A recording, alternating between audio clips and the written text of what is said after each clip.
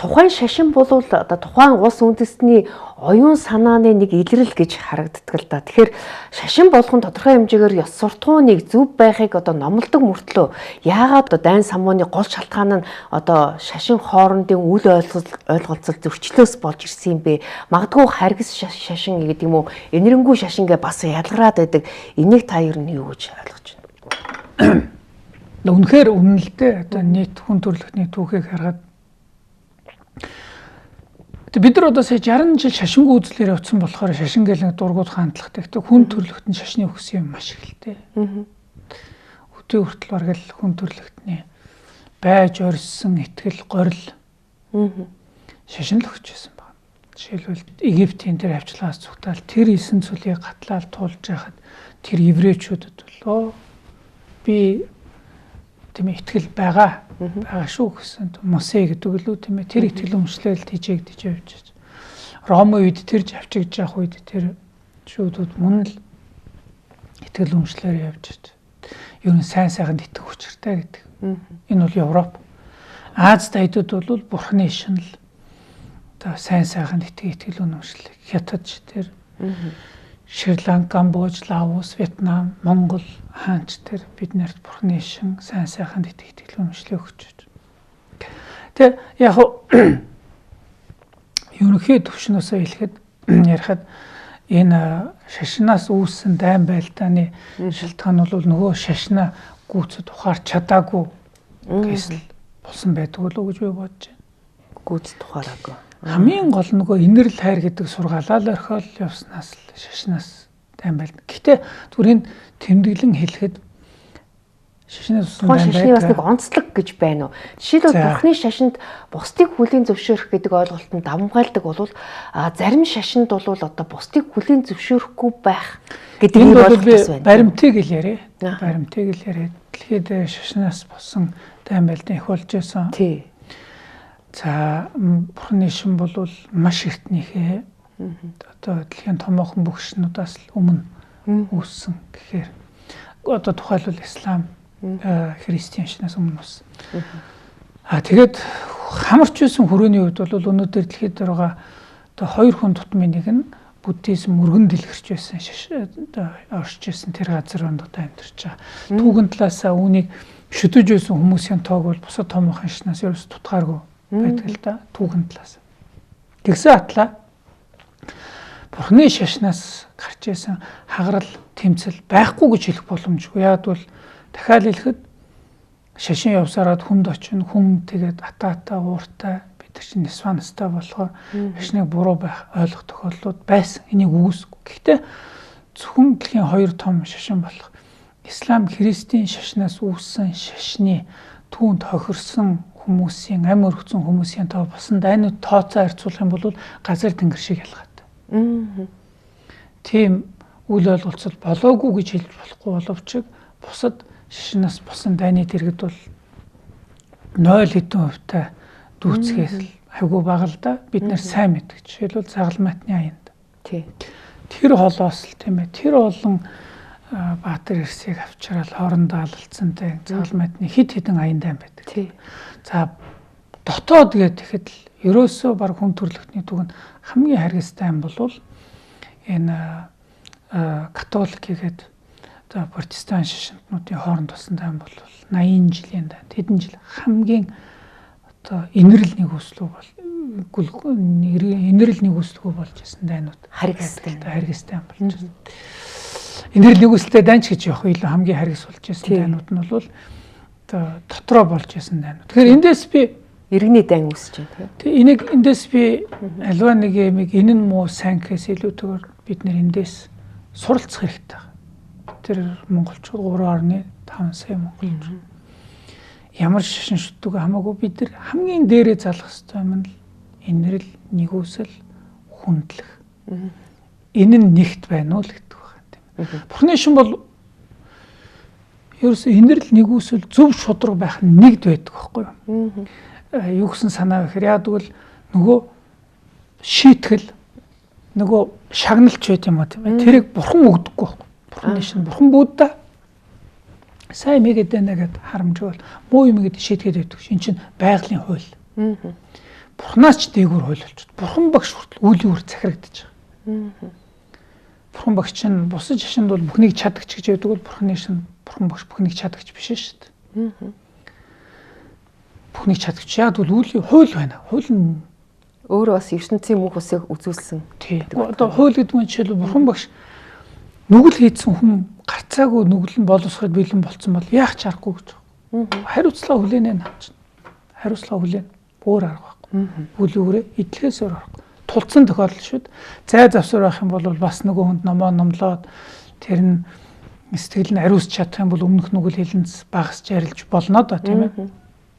Түүнээс боловсроход бэлэн болцсон байх юм бол бурхан бүдэ хүртэл арга байхгүй. Өөрөлдвөл үлийн үр гэдэг нь маш том хууль болоод. Үлийн үр гэдэг хууль байгаа болохоор бид нэр тэр үлийн үрийн хууль гэдэг нь ерөөсөө бусдыг хохироосно уу, сохироосно гэдгээр л шийдэгдэж байгаа болохоор энэ хамгийн их түрүүнд л байчиж байгаа. За магадгүй олон бусад шашнуудын үед бол тэр шүүгч нь өөрөө байгалийн хуулийнхээс яддаг түүнийг бүтээгч эзэн байдаг болохоор тэр эзэнд итгэн сүсгэлнэ гэдэг маань гол авралын зам нь болчихдог байхгүй. Гол авралын зам нь хажуунаас тэр хүн л намайг аварна гэж байгаа болохоор түүнд итгэх нь гол. Түүнээс тэр хүн шудраг байна уу, зөв үнэн байна уу тэрүүгээр аврагдахгүй.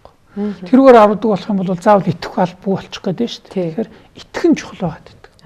Шудраг баг нь 2 дуурыг нэнд болоод байдаг. Тэгэхээр иймэрхүү нөхцөл байдлаас үүсээд энийхээ төлөө одоо энэ туйлын үнэн болохоор энэ төлөө явах юм бол нөгөө бусдыг одоо хорлолгүй гэдэг нь 2 дугаарыг нэмдэ тавьж болцсохгүй юм. Тэгээ магадгүй бас дутуу ойлгосон хүмүүсийн хувьд л иймэрхүү байна. Тэгэхээр Монголд ер нь одоо буддийн шашин хизээ орж ирсэн бэ гэдэг асуултанд та айгүй сонир хариулт өгсөн байсан л да. Манжууд одоо буддизмыг Монголд оруулж ирсэн гэдэг худлаа. Бүр одоо их Монгол улсын үед л одоо Монголын том хаадууд одоо энэ буддийн шашныг шүтжижсэн одоо эдэн бүрийн баримт одоо хар хорны малталгаас илэрчээсэн гэж та хэлсэн. Тэгэхээр энэ нь одоо яаж батлагддаг? Үгүй энэ их сонирхолтой байна. За. Монголчууд буддизмыг оруулж ирээгүй нь бүр шинжлэх ухааны хөрөл дотор манжууд уучлаарай. Өөрөөр хэлбэл буддизм Монголд мянган жилийн өмнө орж ирсэн гэдэг нь шинжлэх ухааны хөрөл дотор маш тодорхой зүйл байна. За. Бүр одоо энд аяг байна гэдэг шиг тодорхой ойлголт. Та одоо аялал жуулчлаар юм бол хар хоринд очих юм бол илэрч байсан биш. Бүр хар хорны хамгийн том байгууламж нь одоо илрээд байгаа нь буддийн шашны сүм байна. Нэг яс мэлхий байдаг тийм ээ. Тэр яс мэлхий чинь тэр сүмийн урталт байсан хөшөөн байна. Тэр дээр байсан бичгэн тайлагдчихад байна. Өгөөдөө хааны үед эхлээд өгөөдөө хаан санаачлаач билүү дээ тийм ээ. Тэгээд энэ их Монгол хамгийн хүчрхэг байх үедээ Монголд төрийн шашин нь бол бурхны шашин байжээ гэдэг баримтууд бол маш тодорхой байна. 9 давхар байшинтай дүүцгүүс том хэмжээний дугна илэрчээд байна. Хар хорноос болж байгаа хамгийн том зохицол. Ганцхан энэ биш. Энэ 12 дугаар зуунтай холбогдох зүйлийг ярьж шүү дээ. 1100-аад оны сүүл. Энэ 1100-аад оны сүүл 1200-аад оны үетэй холбоотой. За хар хоринд л байсан. Нөгөө л яриад байдаг. Хаадуу шүтг гэтэл. Одоогоор төв алхахын нутгаас 3 том буддийн асар том байгууламж олдоод байгууламж. Одооний энэ хар хоринтой нийтлэн маш том буддийн дотроо олон сүм дугнуудаас бүрэлдсэн 12 3 дугаар зуунд холбогдох цогц байгууламжууд олдоод. Өөр ямар ч өөр шашны сүм дугнууд одоогоор олдог байна. Тэгэхээр одоо цаг хугацааны хувьд бол их эзэн Чингис хаан одоо яг одоо эзэнт хүрнээ байгуулж эд одоо мандаж явсан тэр үед одоо бөөгийн шашныг илүү одоо онцолж байсан гэдэг боловч Чингис хаан өөрөө бас олон шашин зэрэгцэн оршихыг бас одоо өөрөө бас номлож исэн хүн шүү дээ. Тэгэхээр энэнтэй холбоотой юм. Яг мэдээж хэрэг Монгол гүрний бодлого нь тийм байсан. Бүх шашныг тийм аль нэг нь авчихгүй ижил одоо юу гэх юм бүгдээр шүтэх эрхийг хангаж байсан. Гэхдээ Монголын одоо төрийн шашин яг бол энэ инх цагаан амгалан орн билүү за нэрийг би санахгүй байна. Маш том байгууламж олдсон байж шүү дээ тийм ээ. Энэ бол энийг үгүй гэд хэлэх аргагүй юм баримт байгаа юм л да. Та бодоод үзтээ тийм ээ баг 9 давхар байшинтай дүүцгүүц асар том Бурхны шний ордон хар хоронгод төвд нь байжээ. Нэг. Энийг одоо ухаж малтаж байгаа эрдэмтэд энэ бол их Монгол улсын мөрөглийн гол сүм нь байна гэж тодорхойлж. Төв тий. Төвний байна гэж тодорхойлж. За энэ бол бид нэр ганц биш тийм ээ 12 3 дугаар зуунд олдох буддийн цогцлбрууд 2 3-аар олж байна. Говь Алтай аймгийн Шарга сумаас олдож байна. За энэ нэг юм байна. Тэгтэл их Монгол улс тэрнээс өмнөх үе монголчууд бид нар монгол хэлтэн бид нар энэ газар нутаг дээр байсан юм уу байгаагүй юм гээд маргаан явдаг тийм. Түрк хэлтнүүд байсан. Бид нар бол ирсэн хүмүүс түрк хэлтнүүд нь харин угуулаа гэж маргаан явж байдаг тийм ээ. Тэгтэл Түргийн хаант улсын эхэн үедээ Бурхны шашин шүтэж байж. Монгол хэлтэй байж. Монгол хэлтнүүд 1400 жилийн өмнө тийм ээ 6 7 дугаар зууны үед Монгол хэлтнүүд энд амьдран сууж байсан байна. Нэгдүгээр Монгол хэлтнүүд амьдран сууж байсан байна. Хоёрдугаар Бурхны шашин энэ үед дэлгэрч байжээ гэдгийг батлах баримт нь хүүс толгойн бичээсгээд маш алдартай нээлт гарч ирсэн. Яг мэдээж энэ нээлтийн илүү ач холбогдол нь бол Монгол хэлтнүүд энд байжээ гэдэг тийм ээ бичиг үсгтэй байж, брахми хэлтэй байж. Уучлаарай брахми бичиг. Брахми бичиг. Монгол брахми бичиг гээд авэ бичигтэй байсан нотлогдоод.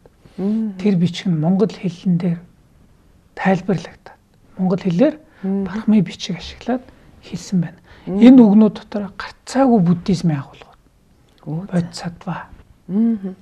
Хүч шатан гэл. Бодисаттва гэдэг нь цэвэр буддизм. Тэгээ өөрөөр хэлбэл нас орсон нэг хааны хойтын ерөөл хэлсэн үг. Цэвэр буддизмын агуулгатай ерөөлийн үг байна. Маш тодорхой баримт байхгүй. Монголчууд бидэнд өндөр ач холбогдолтой монгол хэл дээр хамгийн эртний олдор монгол хэл дээр хамгийн эртний бичгийн дурсгал нь буддизмын агуулгатай байна. Тэгэхээр тэрнээс дахиад хэдэн зуун жилийн өмнө 4-р зуун Жужаан гэдэг Нярун гэдэг энэ хоёр нэг гэл бас ярих гэдэг. За 6-р 4-р зуун очлаа. 4-р зуун. 400 одоо энэ Японд руу явуулсан нөгөө нэг он тоолол тогтоох нарийн лабораторийн шинжилгээгээр тухай явуулсан зүйлүүдийн он тоолол нь тогтоод 400 оны сүүлд холбогдох Бурхан шашны том зохицолбор Сэлэнг аймгийн Инг толгой гэдэг газараас илрээд зохицолбор дотроо Бурхан багш залаатай. Бурхан багш залаагдахдаа яг л тухайн үеийн Шри-Ланк, Бирм, Афганд байсан Бурхан багш шиг тийм босоод үртэй Бурхан багш залаатай байна. Тойрон тахил махилтай ийм хурдаг буддизмын цогцлбор төв байж яг тэнд 1600 жилийн өмнө. Тэгтэл хэдэн жилийн өмнөөс мөн Завхан аймгаас Хүнүүгийн олдор дотроос ийм бопер гарч ирээд. Одоо бүр 2000 жил рүү ороо явчихсан. За бопер. Энэ бопер болохоор яг ижил төстэй олдрууд Зүүн Аз эднээс олддог. Тэрний бүх тайлбарууд нь 2-1 утгаар буддизм дэлгэрчээсний баримт гэж хэлдэг нэг. Өөрөөр хэлбэл одоо арц хүүж одоо шатаах зориулттай. Энэ бол Хүнүүгийн олдор Завхан аймгаас илрээд. Тэгэхээр одоос 100 гаруй жилийн өмнө Гумгай чөлн татсангийн эрдэмтэн Заваад ам дээр өмбөж. Одоо хэл бичгийн хүрээлэн юу гэдэг лээ ямар нэртэй вэ? Тэр анхны л одоо шинжлэх ухааны байгуул судар бичгийн хүрээлэнд ажиллаж байсан энэ эрдэмтний одоо богд хааны захиалгаар бичсэн түүх байна да тийм ээ. Энэ түүх дотор Монгол Бурхны шин 3-таа дэлгэрч байсан. Ер нь Монголын газар нутаг дээр оршиж мандан буурч байсан бүх төр тулсан төрийн шашин Бурхны шин байжээ гэж бичгийн баримтууд иш татаж бичижсэн энэ баримт нь одоо археологийн олдороор нөхөгдүүд батлагдж байна. Гүйцэж байна. Бүх түвшин байна. Тэгэхээр одоо 8 дугаар богд Жавцан дамбын одоо тэр лүндэнд бол одоо цөвөн цаг ирнэ гэдгийг одоо айлдсан байдаг л та. Тэгэхээр тэр одоо айлдвар одоо өнөөдөр биелэлээ олж эхэлж байна. Тухайлах юм бол одоо ингээд эрдэм түн нохооноостоор үзэгдэн одоо мунхаг хүн одоо дээш залагдана. Жишээлбэл хавар намар хавчиж 100 үгүй болно. Гих мэтчлэн энэ цөвөн цагийн шинжүүд одоо өнөөдөр биелэлээ олоод байна уу гэдэг ийм одоо таамаг байна. Та юу гэж бодож байна? Тэ да цөвөн гэдэг маань хамгийн гол нь тэгээд хүн муудахын шинжилтэй тийм ээ, хүний хүн чанар нь муудахтайгаа зэрэгэл бусад юм дагаад муудна гэсэн нэг юм ойлголт бурхны шин байдаг л та. Тэгээд одоо энэс тэгээд сэргийлэгч гэдэг юм уу, энийг буцааж болно доо. Хэн бэ гэхээр дахиад бидний өөрсдөө хичээх, бид нар өөрсдөө өөрийгөө би зөв байж чадж байна. Би зөвийг хичээнэ гэсэн ирмэлцэл маань илүү хүчтэй, илүү олон давтамжтай болж байж өөрчлөгдөх байна. Тэгэхээр гандан тэгшний хэд өнгөрсөн одоо 2 сарын турш одоо ганжуурын ишлэнг одоо 3 4 дахь удаага хураад өчигдөрхөн дууслаа тийм үү. Тэгэхээр ер нь энэ одоо номыг одоо хурснаар одоо ямар одоо үр нөлөө гарах вэ гэж сургадаг бол. Очлаарай. За. Нэгдүгээр яг хамгийн өнгөц харахад Монголд байгаа католик хийдүүд, сүмүүд өөрсдийнхөө цан үлийг дотроо хийнэдэ тийм ээ. Өөрсдөө сурч боловсрох зүйлийг хийн. Исламын шантнууд хийн. За христийн бусад итгэл үнэмшнүүдийн чинь өөрийн итгэл үнэмшлийн асуудал. Монголын бурхны шантнууд, лам хавргууд өөрийн итгэл үнэмшлээрээ өөрсдийнхөө номыг судлах ажлыг хийж яана л гэсэн үг. За үүн дотроосоо их сурвалжлуугаа очих гэх юм уу тийм ээ. Илүү яг бурхан багшийн өөрийн айлтсан судруудыг сонсцоож байна. Тэр энэ ямар учиртай юм бэхээр бурхан багш өөрөө номоо айлтсан 2500 жил. Тэр номыг нэг шавин сонсч цаашаа дамжуул. Шавин сонс цаашаа дамжуул. Энэ бурхан багшийн бүх айлтсан номын энэ одоо 108 ботын ганжуурын одоо энэ багц гэдэг юм уу? Түүр биш юм аа. Бүгдээр ингээд нийлүүлсэн энэ бүтээл маань ном болгоно нь бүгдээрээ бурхан багш айлтсан бөгөөд шавьяас тийм ээ багшаас шавьд тасралтгүй дамжсан юм дамжлага байгаамаа гэж бурханы шинтнүүд итгэдэг. Хүрлийн хэрэггүй бурхан багшаас дамжсан юм а гэсэн итгэл үнэмшил байдаг л да. Одоо байхаас ч өөр харахгүй. Үнэхээр шашин судлал талаасаа энийг зөвшөөрдөг. Шашин судлал талаасаа энийг хүндлэхээс өөр аргагүй байдаг. Тэгээ бурхан багшаас хойш дамжиж яваад хүрчсэн Монголд олонтоо дэлгэрсэн боловч энэ удаагийн дэлгэрэл дээрээ тасралтгүй дамжиж ирсэн энэ бурхан багшийн айлдсан номнуудын одоо лүн гэж хэлээд байгаа. Тэр дамжилгыг л Монголын лам хургууд, сүсгтнүүд одоо жил дамнан энэ номыг сонсцоож байна. Ач холбогдол нь бол бурхны шний итгэдэг хүний хувьд бол би их өндөр өгүүлж барамгүй гэж бодож байна. 2 сарын турш тэр Аннышлэдийн зөгчин дугны цагаан хоолоогоор бурхан багшийн айлтсан га буюу тэр зарилгын номын доо цуурайтж байна. Тэгэхээр би өөрийнхөө шашин талаас л ярина л да. Энд итгэхгүй байж болно. Шашинтан хүн болвол энэ ач холбогдол учиртай. Энэ номын дуу гарч байгааг төдий тэгэхэд л сонсон төдий тэгэхэд л надад бурхны шинд бол авьяас тавина гэж яригдтээ. Авьяас тавина. За энэ тайлбарлуулах нэрээ ойлголт болно л да. Үгүүдээхт авьяас тайлбарт. Цаашлаа тэнд сууж байгаа хэдэн мянган хүн сонсцоож байна. Тэдний сэтгэл, зоригдол, төвлөрөл тэр номонд байнга ойр байгаа болохоор өдөр тутмын үйлдэлтэй номыг хэрэгжүүлэх нь илүү өндөр хэлбэг болж байгаа болов. Тэгэхээр одоо монголчууд одоо 10 дугаар богдоо тодруулаад удаагүй байна. Ингэснээр ер нь дэлхийн одоо бурхны шашинд бол бас нэг одоо нэг төвн юм байна. гэдэг хүлээн зөвшөөрөгдсөн ойлголт гэж үзэж болох уу? Дахиад яг өмнөх асуултаа ижил. Энэ жишээлбэл Монголд маш олон хүмүүс одоо өөрийн итгэл үнэмшил. Одоо бид нар бүгдээрээ л өөрийн итгэл үнэмшилтэй шүү дээ. Энэ үндсэн хуулиараа бид нар шүтэг бишрэх эрхчлөөт. Монголд байгаа христийн итгэлд ахан дус маань байна. Найз нөхд маань байна. Тэд нэр 2000 жилийн өмнө мэдлсэн еврей хүнийг ертөнцийн ганц аврал мөн гэж итгэдэг. За исламын шинтэй хүмүүс нь бол зүнж Мухаммед гэдэг ба тийм ээ. Тэр бол яг Бурхны хэлж төлөөлөгч мөн гэж итгэдэг. Магадгүй одоо юу гэдэг Чинхай гэдэг хүнийг төгсгээрсэн багшаа гэдэг итгэдэг хүмүүс зөндөө байна. Итгэлийн асуудал өөрсдийг нь бүрэн бид нар энийг хүндлэхээс өөр аргагүй. Хүндлэх ёстой. Бид нар Монгол хүмүүс ихтэй итгэл үнэмшил нөгөө байж болно. Монгол шашин шүтгэхтэй хүмүүсийн 87% нь Бурхны шинтэй гэж өөрийгөө тодорхойлсон байдаг.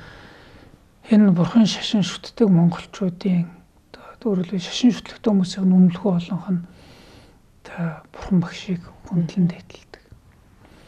За энэс хойш дамжиж ирсэн олон одоо Бурхны шиний тэр сургаалыг мөнхөө хэрэгжүүлж чадсан олон эрдэмтэд байдгаа гэж хүндлэн бишрэн дээдэлдэг.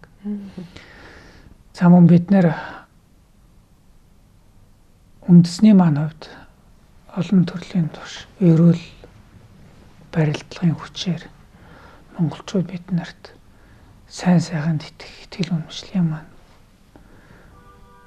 одоо үлгэр дуурайлал итгэл үнэмшлийн маань орой цалагдах учиртай нэг юм хүн болгоороо л тайлбарлах. Зарим нь багш бол багш гэж харна, бодисатва гэж харна. Үнэхээр гээрсэн гэж зарим нэг нь харж болох л байх. Тэгвэл ихэд ерөөсөө бидний Бурхны шашны манлай оройн дээд нь бол энэ юмаа гэд итгэж үнэмшдэг хүн байж болно л доо. Энэ эрхийнхээ хүрээнд л бид нар хардуур богдоо доо залбирдаг. Олон улсын шашны нөхцөл байдлын таны асууж байгаа энэ бол их ач холбогдолтой гэж би бодож байна. Монголчууд бид нар Монголоос богдоо тодруулаад оюун санааны хувьд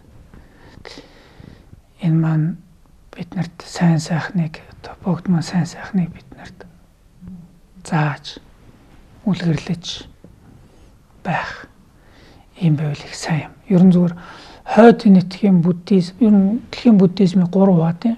Өмнөдийн уламжил, зүүн Азийн уламжил, хойд нэтхийн уламжил.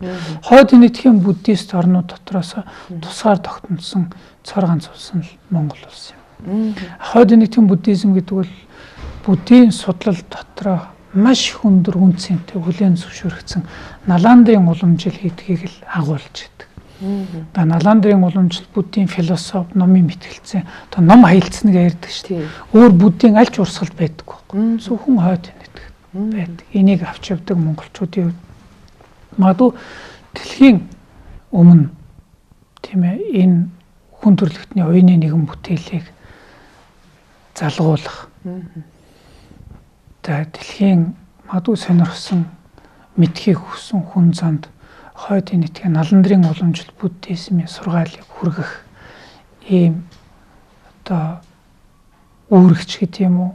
Магадгүй ийм боломж ч юм уу байж болно доо.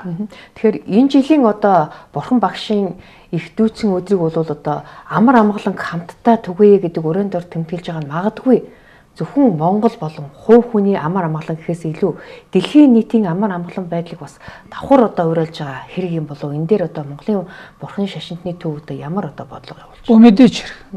Бурханы шашин энэ дэлхийн хүн зондуудыг хамаг амьтыг л энэр нэг үсэх ёстой гэж боддог шүү дээ. Тийм болохоор бид нар та эхлээд Монголдоо бие бинийгээ хайрлаа. Би өөртөө шудраг үнэнч бай. Бусдын эрх ашигыг хүндлэе. Тэгээд энэ сургаал номлыг та энэ дэлхийд түгэй. Бид нар сонин шүү дээ гэсэн. Бүгд амар амгалан хүсдэг атал. Дайн байлдаан тасраагүй. Тий. Хамгийн их мөнгө төгрөгийг бид нар тэр зэвсгийн техникт л зарцуулж байна. Гүн мунхаг байгааз. Дэлхийн маань илүү амар амгалан байгаас. Хүн болгон амар амгалан хүсдэг болохоор арай илүү би бинийгээ хайрлах юмсан. Хүндлэх юмсан. Энэ асуудал дээр одоо ядаж одоо энэ зөрчлийг багасгах тал дээр дэлхийн одоо бусад олон шашнууд одоо хамтдаа нэгдэх боломж байгаа бол энэ дээр ямар гарц байна та? Одоо шашин болгон сайн сайхан инх тайвныг хэлдэг болохоор хамгийн түрүүнд нэгдэх ёстой улсууд нь л мэдээж хэрэг шашинтнууд л та.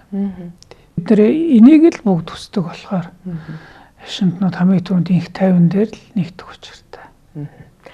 За ингээд бидний ярилцах цаг ингээд дуусч байна гэж бидний урилгыг хүлээж авч дэлгэрэнгүй сайхан ярилцлага өгснөд баярлалаа. Тэгэхээр таны цаашдын одоо судалгааны ажилд амжилт хүсье. Маш их баярлалаа. Танд бас сайн сайхныг хүсье. За баярлалаа. За манай энэ удаагийн ам нээвэл зочны ярилцлагаар Монголын бурхан шашинтны төв Гамтан тэгшлийн хийдийн тэргүүн хамт ламын ажлын албаны дарга гавьч Ням самбаа оролцлоо. Анхаарлаа хандуулсан үзэгч та бүхэнд баярлалаа.